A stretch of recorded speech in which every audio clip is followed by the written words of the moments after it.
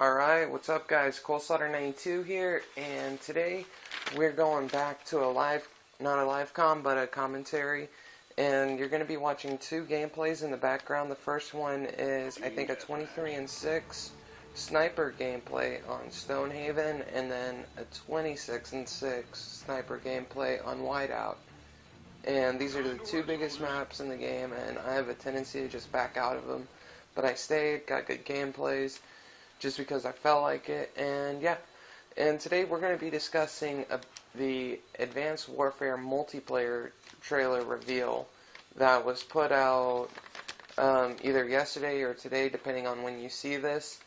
And this video should be up by 6 o'clock on Monday, but if not, it's probably going to be up on Tuesday, so hopefully you guys can forgive me for that. But let's go ahead and get into it. And first off, I want to talk about the game modes that are returning. And I'm really excited about this because they're bringing back Hardpoint. If any of y'all played Black Ops 2, which the majority of y'all have, then you'll know what Hardpoint is. It's one of my favorite game modes of all time, and it's probably the best competitive game mode to play or to watch on Black Ops 2. It's very entertaining and very fun. Virtually, there are certain spots on the map that you have to capture. It's sort of like King of the Hill from Halo, or Drop Zone from Ghost or MW3, but it goes in a linear pattern. It has a specific rotation which the hardpoint changes, and it's a really fun game mode. I really enjoy it myself, and I'm glad to see that coming back. And then also a fan favorite, Capture the Flag, is returning, so that's always exciting. Capture the Flag has been in Call of Duty since Call of Duty 4, and they took it out in Call of Duty Ghosts, so I'm glad to see that returning, because they replaced Capture the Flag with Blitz, and Blitz, it's just not a good substitute. Blitz isn't a good game at all, in my opinion. I mean, it can be, but maybe for a spectator's point of view, but not for a player's perspective. But moving right along, they're adding in a game mode called Uplink, and Uplink virtually is like Griffball from Halo. If you played Griffball in Halo, you're a legend, because not too many people have, and it was a really fun game mode on there. It was just a custom game mode, and pretty much Griffball, there was a ball in the middle of the map, and someone would carry it, someone would pick it up and carry it to the goal, and that's pretty much how Uplink is going to be played. Uplink, there are two goals on each side. One of them is yours, one is the opponent's, and you have to pick up the ball at any spot on the map, and then take it to your designated goal, and you get a point, which I really like. I mean, that gives it, and to my knowledge, you cannot attack, you cannot shoot while you're holding the ball, because it's just you carrying the ball. I think you might be able to hit someone with it, but I'm not too sure. And you can pass the ball to two teammates, which is pretty cool. I like that concept. It makes it to where teamwork is incorporated once again, so be on the lookout for that. And they also brought in a game called Momentum, and Momentum is virtually War from Call of Duty 5 World at War, and I never really got to play World at War too much, and I never got to play War, but I've seen some gameplay of it, and as far as I know, War is virtually like a Drop Zone. It has certain areas on the map that you try to control, and whenever you get a kill while you're defending that capture point, you get like a sort of like how on Cranked you get all the speed perks. I think you get something similar to that. I'm not too sure, because I never got to play it, but I have seen a little bit of gameplay of it. But that's all I know about that, so that's more than likely going to be where you snipers will be hanging out at a lot, because you'll get a lot of feeds, I mean, I might even play it every now and then because it seems like it'd be a very fast-paced, fun game mode. I mean, I play Drop Zone every now and then, but yeah, those are the game modes. And so, oh, also one more game mode that's coming in. It's not really a game mode. It's like a intermission sort of thing. Like before the game, there's something called firing range, like in between lobbies or in between loading screens. There's a firing range where pretty much you automatically load into this firing range sort of thing where targets just pop up and you shoot them as they pull up, which I think is really cool. It can get you warmed up for the game. It's a really neat concept. I mean, now you don't have to play against bots in order to get that warm up, so I think that's really neat. And also it's a good way to test out weapons, so that's something else that you can look forward to. So now that we got the game modes covered, let's go ahead and get to the game mechanics. So there are a few things I've noticed in this game already that are pretty neat. Like for one, you don't drown anymore, to my knowledge. Like if anybody remembers or if anybody noticed, in all the other Call of Duties, once you touch water, you're dead. On Call of Duty Ghosts, you had a chance to get out of the water on flooded, but you couldn't swim. On Advanced Warfare, you can swim, so that's pretty neat. I mean, it'll help you get around the map, get new routes to take, which is pretty cool. And then there are dynamic map events. So far, I've only seen one dynamic map event. No, two. One of them was on a map. I can't remember what it's called right now. As y'all know, I didn't get to play the game. This is just research that I've done from what I saw on the gameplay and through the trailer. And sorry, my voice is going hoarse. The dynamic map events that I've seen so far, on one map, there's a huge flood that just comes in, a huge tsunami. And it pretty much wipes out anybody on that side of the map, which is pretty neat. It's a pretty cool concept. I don't think it'd have much effect on the game, but yeah. And then on another map, it's like a prison, and pretty much if you get spotted by the camera, you pop up on the mini-map for your enemies, and then, and also when the cameras spot you, you get like a little light, like a blue laser light that directly beams on you, so that's something to watch out for. And then, let's go ahead and get into the exosuits. And pretty much they don't look overpowered at all. They look like they're fairly balanced. There are several different kinds. So you'll be able to mix and match and be your own custom player. Cloaking is not overpowered. It's sort of like how it is on Titanfall. If any of y'all have played Titanfall, you'll know that it's not really overpowered. And it's actually a lot less overpowered. It's a lot less efficient as Titanfall's cloak. You have a little glimmer on you whenever sun hits you, so I don't think that cloaking will be overpowered at all. And then there's wall vision, I think is one. Pretty much, if anyone used Packet Sniffer on Titanfall, you'll know what it is. It's sort of like Packet Sniffer. It pretty much emits a radar pulse that goes through walls, and it gives an outline of the enemy, sort of like an oracle on Call of Duty Ghosts.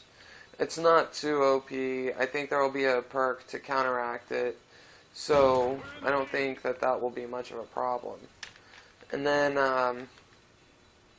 there are speed exoskeletons, which is pretty cool.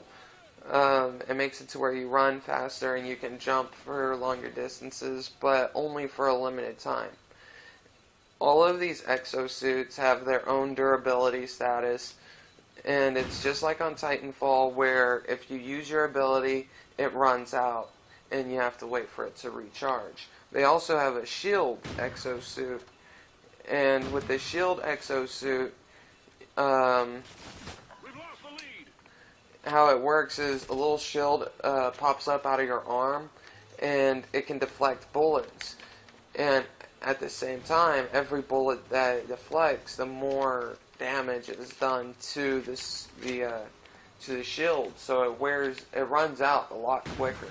So I think it would be useful, but I don't see myself ever using it. I'm sure it'll annoy the hell out of me, but I'm sure that armor-piercing rounds or FMJs will go right through it. But every single one of these has a recharge rate, and after you use it, you have to wait for it to recharge. It's as simple as that. The same with the energy weapons. The energy weapons don't look too overpowered. I saw someone in a video yesterday. He was shooting at one of the players on the enemy team, and he was using a energy rifle. The guy who was shooting was using an energy rifle, and then he just got turned on by somebody using a SMG. So the energy rifle, it pretty much shoots like a laser beam at someone, and it's a constant laser, but it can overheat, and it's not too powerful unless you have dead-on aim. So I don't think those will be too overpowered. They'd be a fun little thing to use, but they're not going to be overpowered at all. So y'all don't have to worry about that. And also there are many different customization options for your player, sort of like how it was on Call of Duty Ghosts, just you can go more in depth. I think you can choose the actual color of your player, like customize your player or your weapon skin, which I think is really neat. I'm looking forward to that a lot, actually. That'd be pretty cool. It'd be pretty cool to see. And there's also something called Supply Drop that pretty much drops custom items. Well, not custom items, but random items that you can customize your character with, or it'll drop you it'll drop you a random weapon, which is pretty neat. How you get that is by completing certain challenges. I don't know how often you would be getting them, but I think it would be often enough to where it'd be a pretty cool little treat. It's sort of like getting like loot from any RPG game. Like if you open a chest and there's random shit inside, sort of like on Skyrim or Fable or anything of that nature. So that's pretty cool.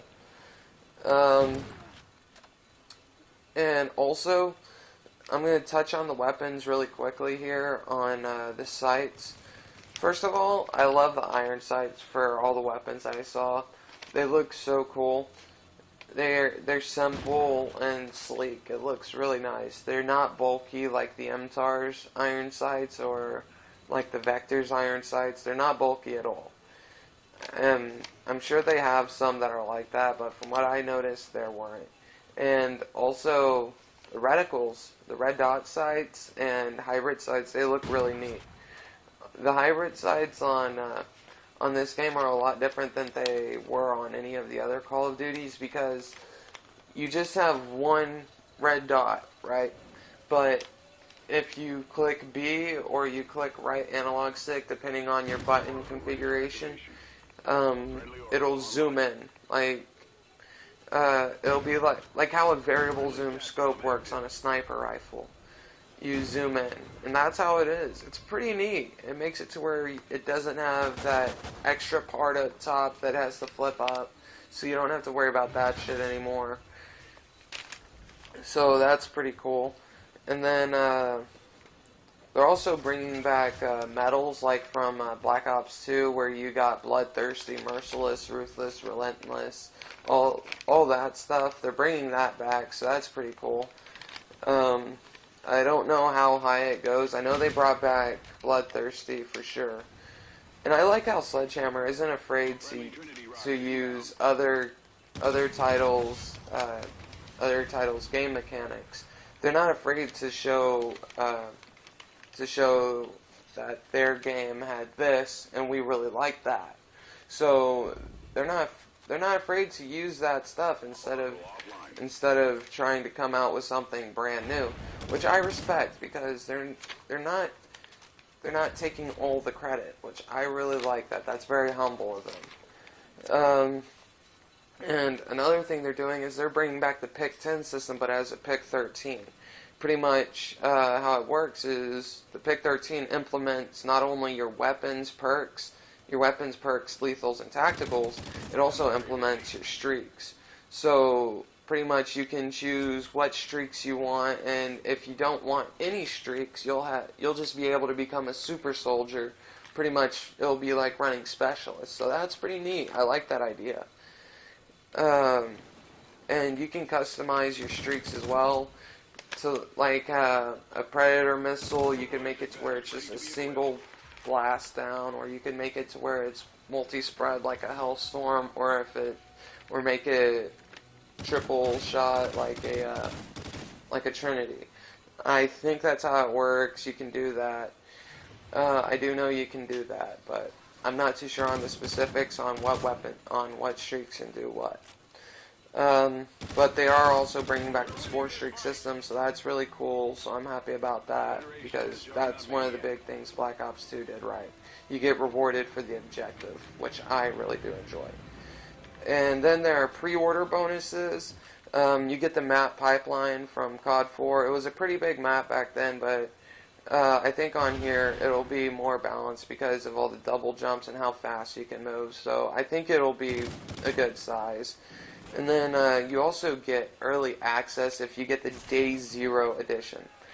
You get 24 hours early access, so you get the game a day early if you pre-ordered the Day Zero edition. And then you also get double XP for like 2 hours or something, and you also get 2 custom guns. I'm not sure how that works, but you get 2 custom guns. But that is going to do it, guys. That's pretty much all the information I have at this time. If I get any more, I'll be glad to share with you. And if you enjoyed this, if you thought it was informational, please leave a like and comment telling me what you thought, what you're expecting to see from this game. And if you're excited, because I am. And subscribe if you're new to the channel. And yeah, that's going to do it, guys. I really appreciate you checking out the video. I hope I was informative.